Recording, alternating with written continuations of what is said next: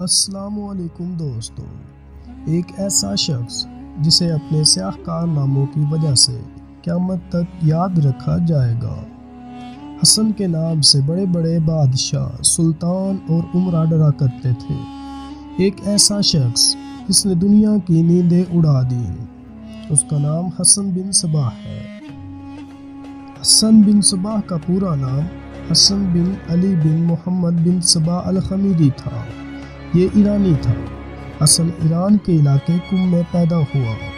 حسن یہ بات پسند نہیں کرتا تھا کہ لوگ اسے اس کے نسب سے پکاریں۔ 7 سال کی عمر سے ہی اسے پڑھنے لکھنے کا شوق تھا۔ 18 سال کی عمر تک وہ ریاضی، نجوم اور سحر کے علم حاصل کر چکا تھا۔ اس وقت تک اس کا تعلق اشری فرقے سے تھا۔ حسن کی ملاقاتیں فاطمی دائیوں سے ہوئی، جن میں امیر خزاب نامی دائی بھی شامل تھا۔ حسن نے اس کا اثر قبول کیا، لیکن اس کو اسماعیلی دائیوں پر مکمل اعتبار نہ آیا۔ انہی دنوں حسن کسی بیماری میں مبتلا ہوا جس سے بچنے کی امید نہ تھی، لیکن وہ شفا یاب ہوا اور سمجھا کہ یہ اسماعیلی دعوت کا اثر ہے، لہٰذا اس نے بیعت کر لی۔ یہیں سے حسن نے احمد بن بطاش نامی شخص سے تربیت لینا شروع کی، جو کہ کالے جادو اور دیگر علوم پر دسترس رکھتا تھا۔ اس نے نہ صرف حسن کی ذہنی بلکہ جسمانی تربیت بھی کی اور اسے ایک پر اثر اور پر اثرات شخصیت کا مالک بنا دیا۔ کہا جاتا ہے کہ جب رے کے والی ابو مسلم کو پتہ چلا کہ حسن اسماعیلی دائیوں سے ملتا ہے تو اس نے حسن کی گرفتاری کا حکم دے دیا۔ یاد رہے کہ سلجوقی دور میں اسماعیلی دعوت پر پابندی تھی۔ حسن مصر کو فرار ہو گیا اور وہاں جا کر 18 مہینے تک قاہرہ میں رہا اور فاطمی دربار میں اس کی عزت افزائی ہوئی، لیکن اپنے شیطانی عزائم کی وجہ سے وہاں نہ رک سکا اور ایران چلا آیا۔ اب تک اس کے کافی مرید بھی بن چکے تھے اور اس کا خلقہ وسیع ہوتا جا رہا تھا۔ حسن کی واپسی کی اطلاع ملتے ہی سلجوقی وزیر نظام الملک نے اس کی گرفتاری کا حکم دیا، مگر حسن ہاتھ نہ آیا اور پہاڑوں میں فرار ہوا اور اپنی تبلیغ جاری رکھی۔ بحیرہ قزوین کے قریب قلعہ الموت واقع ہے۔ حسن اس علاقے میں آیا اور لوگوں سے دوستی کر کے اپنے زہد اور تقویٰ کا اثر ڈالنا شروع کر دیا۔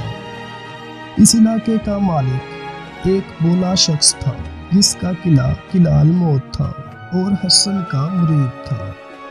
حسن نے اسے حکم دیا کہ قلعے سے باہر نکل جاؤ۔ وہ شخص مسکرایا اور اسے دل لگی سمجھ کر قلعے سے نکلا۔ حسن نے مریدین کو حکم دیا کہ قلعہ سنبھالو۔ یوں حسن کا قلعے پر قبضہ ہو گیا۔ حسن نے وہاں اپنا نظام شروع کیا اور فدائی تیار کرنے شروع کیے۔ فدائیوں میں بڑے ان پڑھ جان باز نوجوان شریک کیے جاتے تھے۔ یہ سپاہی آنکھیں بند کر کے حسن کا حکم مانتے اور لوگوں کو بلا غدر قتل کر ڈالتے۔ اس کی وجہ حسن کی جنت تھی۔ نوجوانوں کو حشیش پلا کر بے ہوش کیا جاتا اور پھر خاص راستوں سے جنت میں لے جا کر چھوڑ دیا جاتا۔ وہ ہوش میں آتے ہی اپنے آپ کو دلکش ماحول اور خوبصورت حوروں کی آغوش میں پاتے۔ یہ وہاں کی وادیوں، آبشاروں، باغات اور روح افزا مرغ زاوروں میں سیر کرتے اور شراب ان کو شراب طہور کہہ کر پلائی جاتی۔ اسی لمحے ان کو اس جنت سے نکال دیا جاتا، قدموں میں پاتے۔ اس عارضی جنت کی چاٹ پر ان سے ظالمانہ کام لیے جاتے۔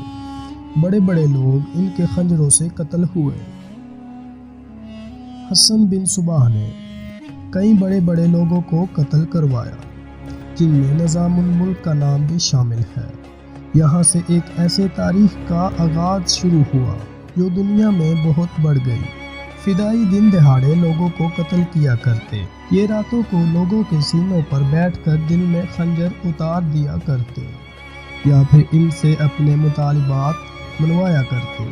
ان کے حملے کامیاب ہوا کرتے۔ ناکامی کی صورت میں فدائی اپنا خنجر اپنے ہی دل میں اتار دیتے صلاح الدین ایوبی پر بھی انہوں نے 5 قاتلانہ حملے کیے مگر وہ ہر بار بچے۔ حسن نے 30 سال قلعہ الموت اور دیگر چھوٹے قلعوں پر حکومت کی۔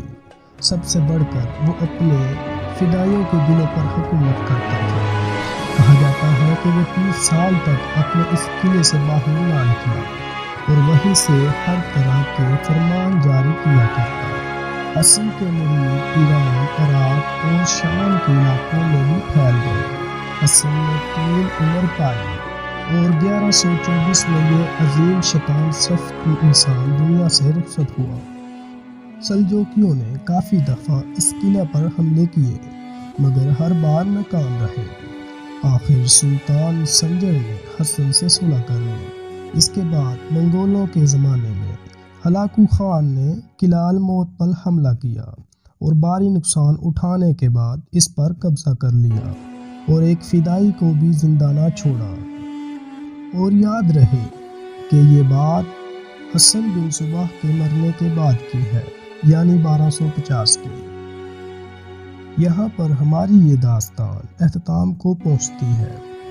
اگر ہماری ویڈیو اچھی لگی ہو تو کمنٹ کر ضرور بتائیں اور اگلی ویڈیو دیکھنے کے لیے ہمارے ساتھ جڑے رہیے۔